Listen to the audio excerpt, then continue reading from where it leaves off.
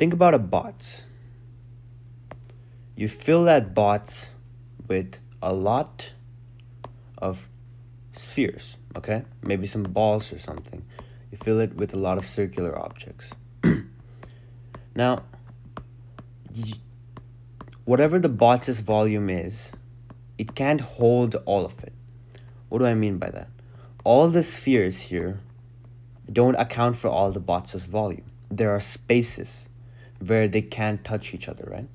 Because if you think of a box with spheres, you notice that spheres aren't as conjoined as squares are, right? Squares have edges where they can kind of stick to each other. But spheres don't have that. Spheres have these spaces because they can't touch each other. Those circles, their circular nature makes it impossible to touch each other like squares do, right?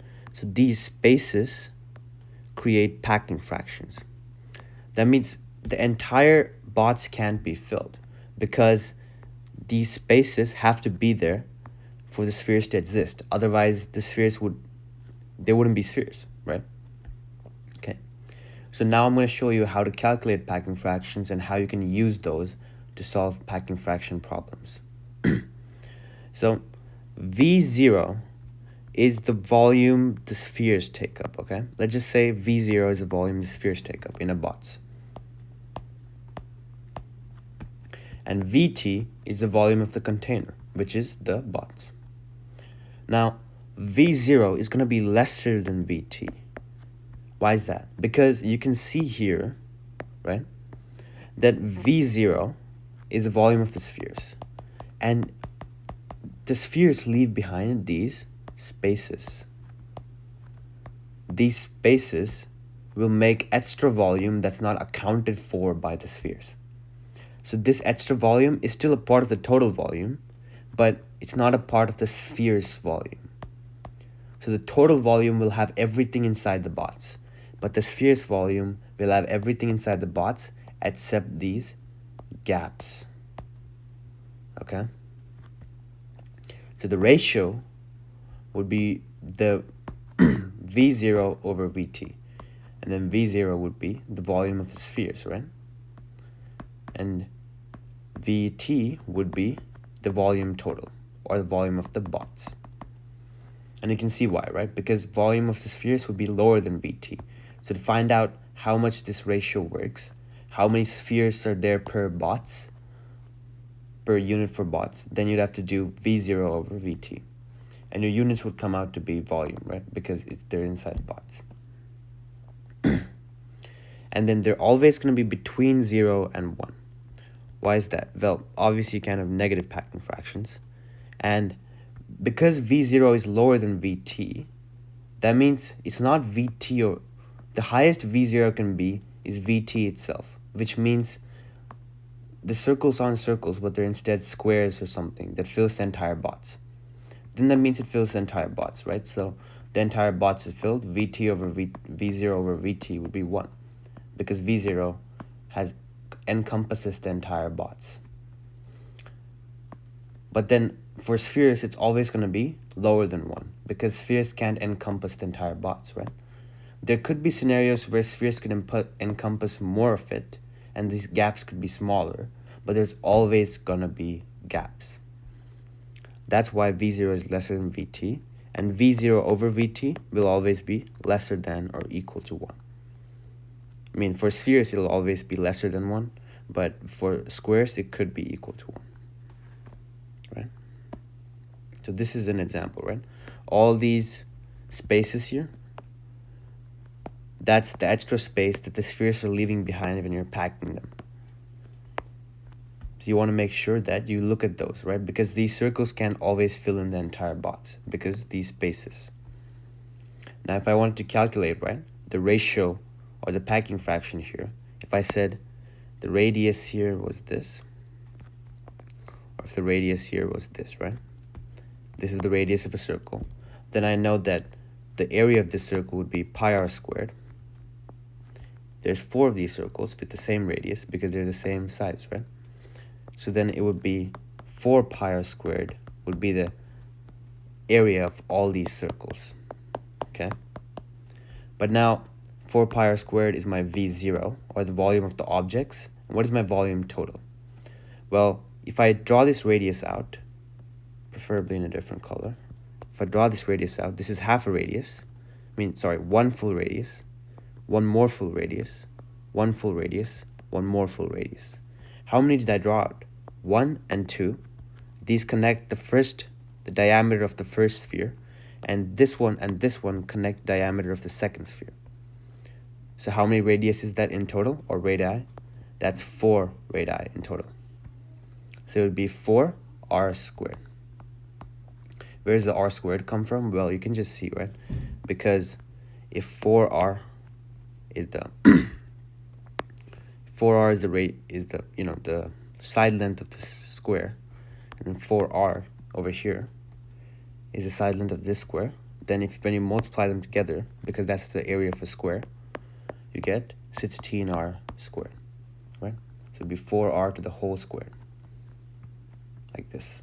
And then when you divide them, you get 78.5%, or 0.785.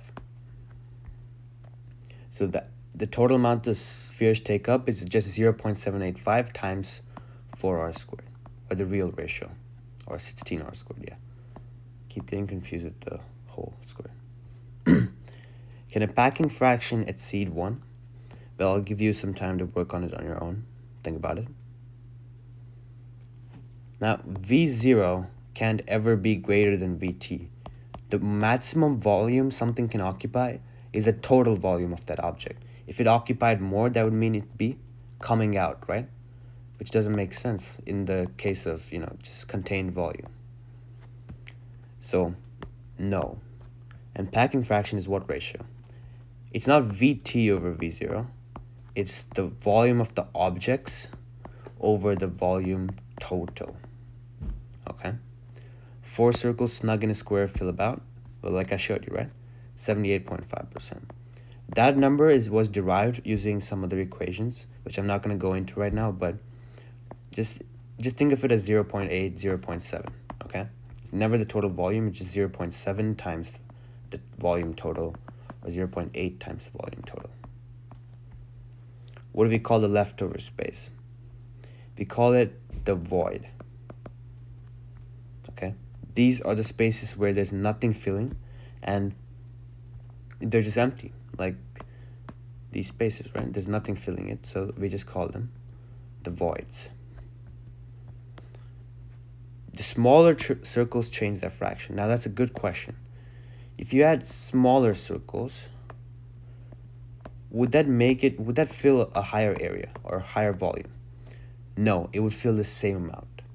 Why is that? Because you might have less spaces, because over here you have 1, 2, 3, 4, 5, 6, 7, 8, 9. You have 9 spaces here, right? But over here, even though the spaces seem to be smaller, guess what? You have more of those spaces. That's why the ratio is still going to stay the same.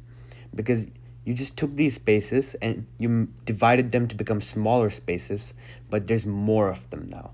That's why they'll have the same amount of empty space or void as bigger spaces, but lower in number. This is low in number, but big in space, right? In space. This is the opposite. This is high in number, but low in space, which means you still have the same ratio. Okay? Now, let's go over one question that looks like something you'd be given on a test. If the volume of a cube was 1,000 centimeter cube, right? So let's just say this is 10, this is 10, this is 10. One sphere is equal to 4.2 centimeter cube. So we're putting spheres inside it, okay? And the volume of one of those spheres was 4.2 centimeter cube. And the packing fraction is approximately 0.74. Now, if you use the densest packing, which is 0.74, about how many spheres fit inside the cube? 135, 176, 210, or 240? So first, what we do is we look at this, right? 1,000 centimeter cube, 4.2 centimeter cube. Now, we know that the ratio is going to be V0 over Vt. We don't know V0 yet, But we know VT is what? 1,000. That's the total volume. I'm putting my units. I don't want to miss out my units, right? And this is going to be equal to, I know it's going to be equal to 0.74 because that's the packing fraction. So V0 is equal to V of the objects is equal to 0.74 times 1,000, which gives me V of objects is equal to 740, right? Now what do? Well, I know that each object has 4.2 centimeter cubed, right? I just don't know how many objects there are. But I can just say there's n number of objects, right, times 4.2. That means every sphere has 4.2 centimeter cubed of volume. And if there's n number of spheres, that means the total volume is just n times 4.2, right?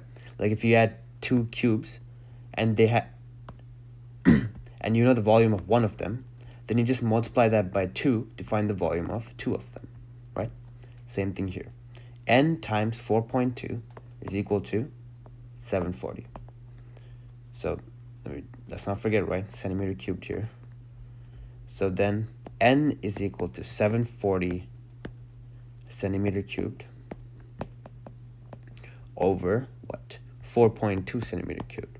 And you can see, because I did it right, the centimeter cubes cancel out now, which means I'm just going to be left with the number. Numbers don't have units, right? So then if I pull out my calculator to do this, this gives me 740 divided by 4.2, which is approximately 176.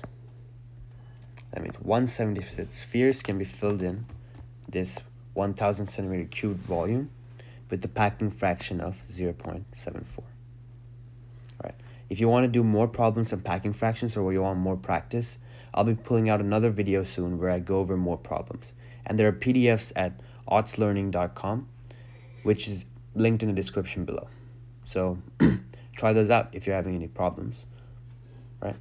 I'll see you next time.